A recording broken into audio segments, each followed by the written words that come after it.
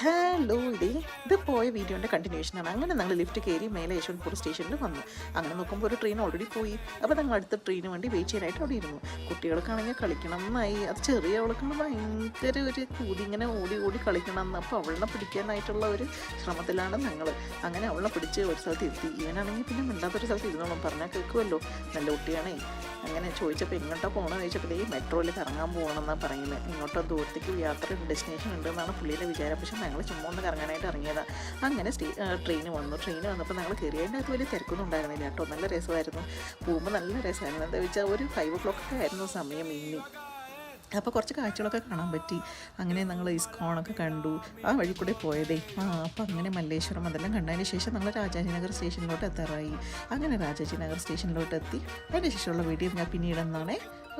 By.